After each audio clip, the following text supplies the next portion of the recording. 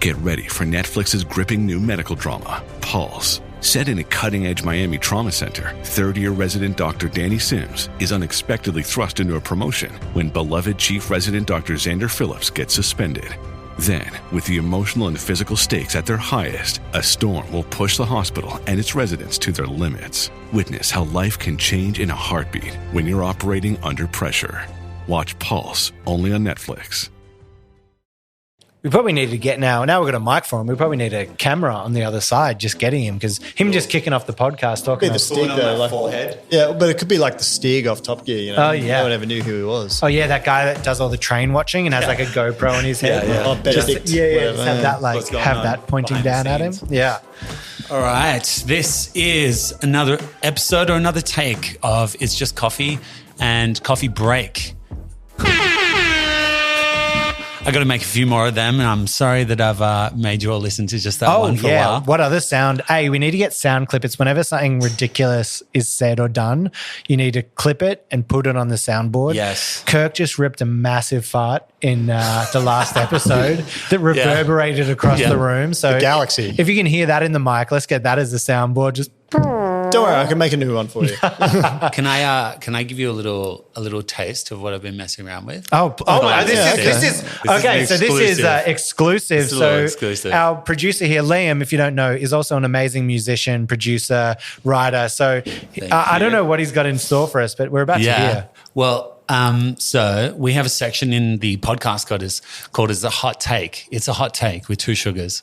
So I instead of just doing the classic air horn, I thought I'd have a little call and response. So, espresso's out and then.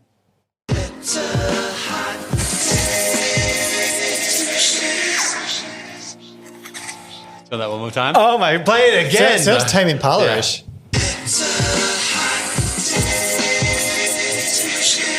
Oh, yes.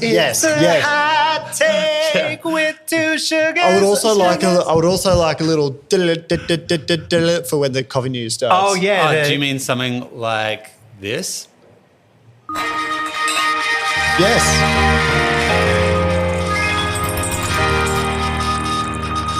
Welcome back to Coffee News. Yeah. So in that little clip, I've actually got that Morse code is actually saying this is Coffee News. It's just coffee. Oh my gosh. I mean, I would have almost loved that even as an Easter egg, just for people to find out. Some nerd out there who's like sitting in a bunker and he's these are the gifts. These are the gifts of tuning into another coffee break with us. Oh, that's beautiful. I also love, for the people at home, I'd never heard any of that before. Liam's just sitting out the back in the office here, just tinkering away. He's been in the lab.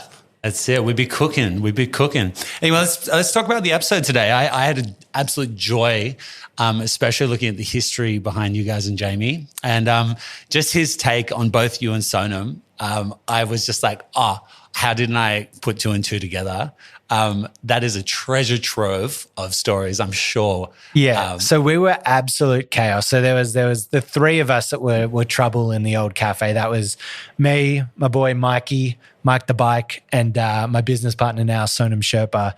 And you could get two of us on the machine, fine. We'd rip it out. There was one day where it was all three of us behind the machine. We all came in matching white T-shirts and red shorts. There's a picture out there. I'll try to find it for you if you can. And we were just chaos, just dancing behind the machine, going off, having a great time, steam ones blaring. And I tell you what, there was never a lineup of coffees on the docket. Like there was no dockets lined up because we were just punching them out so quick. But at the end of the day, the boss, Dimey, just came up to us and goes, "Hey boys, I'm glad you had fun, but that'll never happen again. We'll never have the three of you on again." So yeah, we had a great time, but we were young, we were reckless. But we had a good time. I mean, look at you now. Look at me now. No, Mom. but seriously, like it's those relationships, right, that have like stuck. It's like the people that you have that fun with and that you like go through the mud with. Yeah, like, well, Sonam's business partner. I remember early on, like I was working, we were working in different industries. He's working, doing his manufacturing, doing cafes, doing that kind of stuff. And I remember him just saying to me, he's like, "Rohan, if we ever get the chance to work together, we need to do that because it would be bloody great." And look at us, here we are now. He seems like a fun guy. He is. Well, I know he's a fun guy. Yeah, you know for a fact he's a fun guy. But yeah, Jamie, always a pleasure to have on, always a wealth of knowledge, always so much to say when he's going through that. Any standouts for you from Jamie? I mean, interesting from you. Is there anything that kind of stood out as someone that hasn't spent maybe as much time with Jamie, Liam? Yeah, I mean, I couldn't agree more. His kind of take.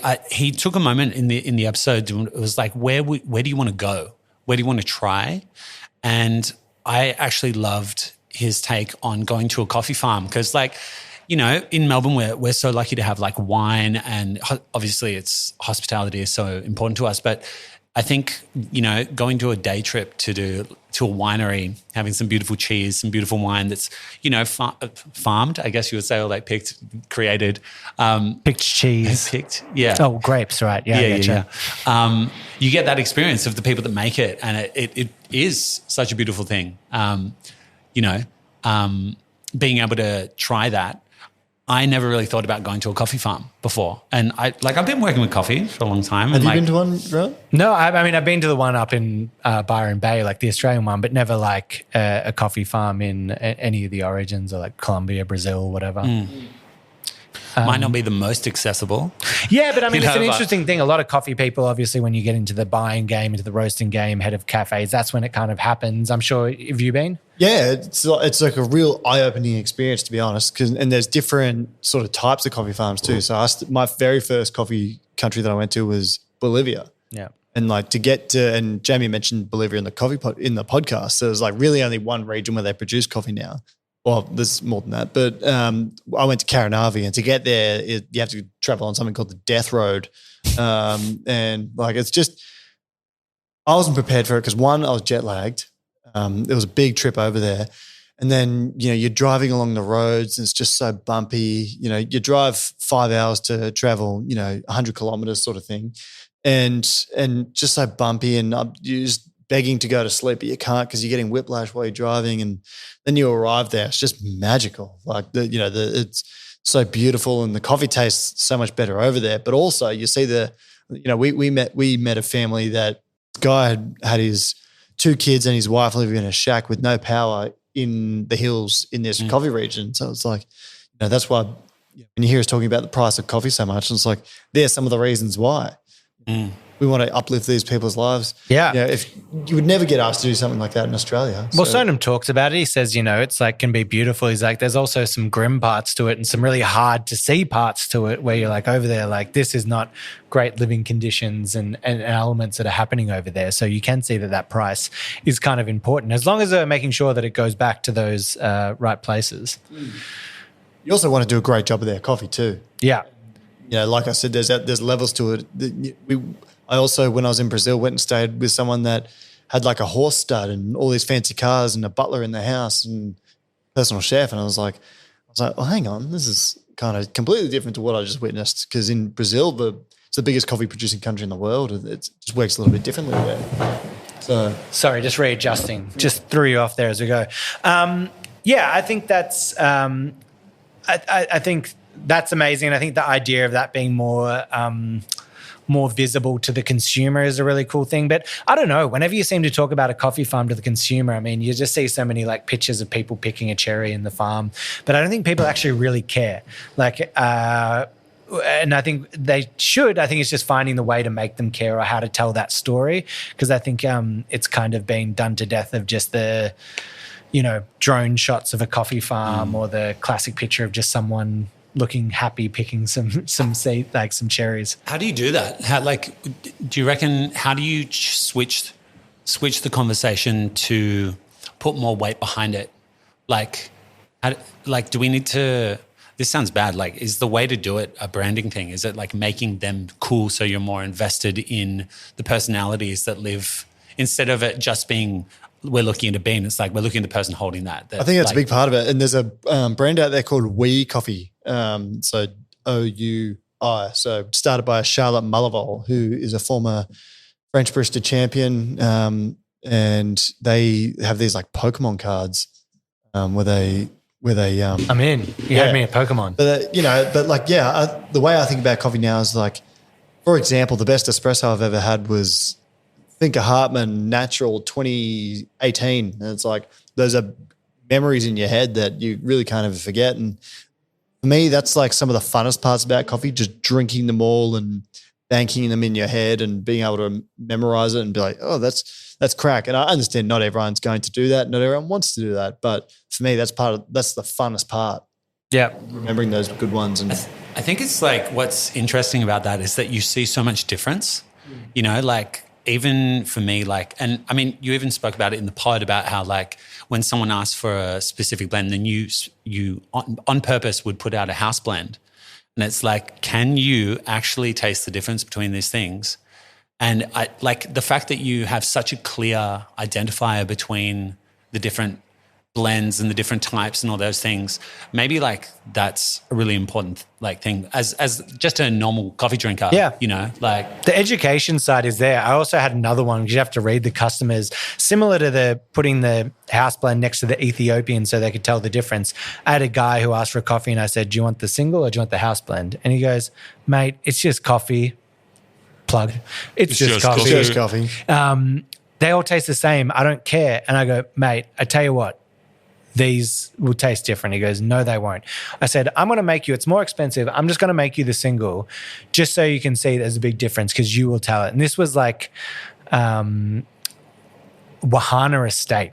Think like fermented pineapple-y, like plum, like kind of coffee. And I put it down and I go, how about that? And he has a sip and he goes, wow. He goes, okay, that is very different. I've never tasted anything like that. He goes, I bloody hate it, but it's but you are right. I've never had anything like that, and that is crazy. And I'm like, great, here I'll make you the house blend. He had that, and he goes, yeah, that's what I'm talking about. Yeah, that's what I'm talking about. There's more like it. You know what? From the pod, actually, that just came to mind. Sorry. Batch brews. You know how we were like, long blacks are out, batch brews are in. Yeah. I don't know. Like I'm a filter drinker. I live for it. But I am getting to the point now where like I've gone from not trusting a place with their long blacks because they don't clean their machines or whatever it is to now I'm starting to not trust batch brew because they don't clean their containers either. That was the hard thing when you were talking about drink more batch brew and do that because I know I've had it from yours and it's outstanding and it's fantastic. But I do find that batch brew is one of the most hit or miss experiences I have with coffee in Melbourne. I don't know about elsewhere, but in Melbourne, I do find it very hit or miss. So I guess you got to know the cafe. But what do you think? Did you find that? And you got to find somewhere you trust. And like this is why I'm so big on. This is what my cafe is all about. We call it Project Zero. Because part of the reason is we do everything assisted by machinery. So we have to train people really well, but we have to be guided by machines. So we use something called a refractometer, which measures the strength of coffee. That's just long story short. That's just a way we know it can taste the same each day or be made the same each day to the same standards. And if we're not, we'll pick it up because we record the data every day, and you'll see an anomaly. Things like just cleaning it every day. That's so important. But where this all leads to is like every now and then we're going to make you a coffee that doesn't taste great. Yep. Shit just happens with coffee, particularly with espresso. There's some things are just out of your control. There's 500 steps in the process of where things could go wrong. Yeah, but we're working so hard to make you consistently great coffee and putting the effort behind the scenes that you'll never ever see. That's why, once you find a good coffee shop that does all those things, reward them with, continually going there. Yeah, reward them with your patronage and keep supporting them. Absolutely. And it's not like you're not getting much out of it. Yeah. You're getting a lot out of it. Yeah. And now I wanted to ask you, just Kirk, while we're here, just whilst the boys hanging out, how is cafe ownership life going? For those that don't know, Kirk he's just talking about Project Zero, but it's a recent new endeavor. He's taken a lot on his plate. I see it that it's a lot of work. I think you're doing an amazing job. How is it going for you? It's good. It's very rewarding, and there's a lot of challenges. Like some weeks will be unexpectedly not as busy, and you don't really know why. And so you have to kind of adjust to that. But I think in summary, it's tough, but I enjoy the challenge. Yep. And there's so much further to go because everything I just spoke about with, batch brew and trying to make that good, we're trying to apply that to everything and just keep our focus narrow. Like we're not into doing plates of food. we're into just making good coffee and interesting cups of coffee. But I heard you were going to start selling sandwiches, right? You wanted to get in the sandwich game? Oh, no, that's not me.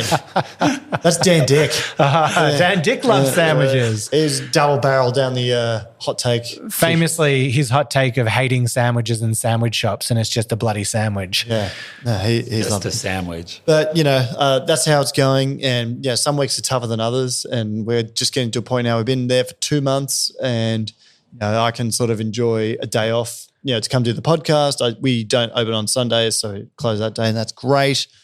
Have you had any like major disasters? I'm trying to think about. There were just times where I remember like walking to the cafe where you'd get 3 calls from 3 different employees being like, I'm sick, and it's just you and one person serving 80 people and you can't do it, or bang, the water's flooding and the cafe's half full of water. Have you had any moments like that yet?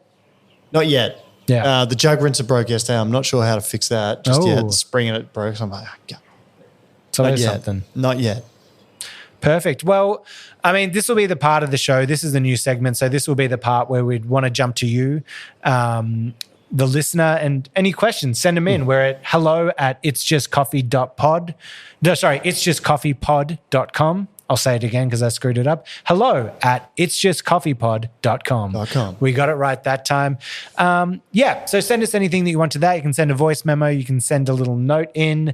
We'll pull them out on the show. We'll do that each week and kind of chat with everyone. Maybe even look at if there's just good places all over the world, good cafes. We want to give cafes a good little shout out. If there's someone local to you that's absolutely killing it that you think everyone should know about, let us know and let us give them a shout out, because support the local cafes, and we'd love to help out there wherever we can. Yeah, and I'm looking forward to meeting more people through this. Like, it's great to be on here and create new friends online, but eventually we'll get out there, see the punters, do some live events, like I said. Absolutely. And get to know everyone on a greater level. Oh, and if you're in, we'll start doing, we've only done live guests at the moment, but we'll start doing some more like Zoom guests or that kind of stuff. So Mr. Worldwide. Mr. Worldwide, if there's anyone that you want to see on the pod, let us know. If there's someone that you know, tag him, let him know, let us know. We'd love to get on some more interesting people with different experiences and different sides to coffee. I'm dead serious about this Jimmy Butler. Jimmy Butler. Too. Yeah, fuck, man. Buckets. I really want Jimmy Butler to come on. It'll kind of be like a highlight. Is he called Jimmy Baskets when he's in his coffee world? It's nice. I like that the two things that he has is the plane, the La Marzocco. It's like, you can go anywhere. Yeah. Is that famous photo of him carrying the coffee machine onto the plane? It's like, I like that. He needs to make a naked portafilter that just has like a basketball net coming down on the sides, and it's just like splash every time. Yeah, big face coffee. Huge. So Jimmy, get on the podcast. Actually, I don't know. I know, small now, starting off. At a point, I feel like we can make this happen. I feel like people can help us make this happen and get him on. We should start thinking of some crazy ones that we need to get people's help with. Can everyone please start flooding Jimmy's Instagram with our handle? Just like, guys, Jimmy, you got to check this one out. Big Face Coffee and Jimmy Butler. We want him on this podcast. Maybe we need to start getting like pictures of you and I photoshopped, like dunking over him, and just get everyone like sending him to him. Yeah. Or him dunking on us. I don't know what would be more helpful. I'm looking forward to it. But yeah, that wraps it up for me this week. That wraps up our coffee break. What a coffee break. And Liam, great to have you on the show. What a great addition. You're beautiful to look at and even more beautiful to listen to. Thank you. I'm thinking we keep his identity concealed for now.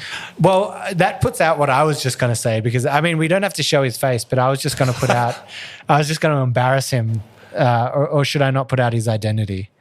Just shoes? Just No, well, I was just going to say,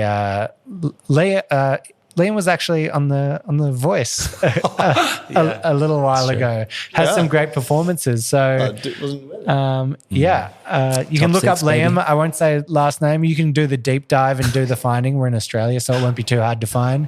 But go have a look at that and hear his beautiful voice. Okay, sounds good. Yeah. Well, there, Governor. Love you, buddy. Love it. Thank you, everyone. We'll see you next time. Thanks for having a coffee break with us. This has been It's Just Coffee. Break. Break.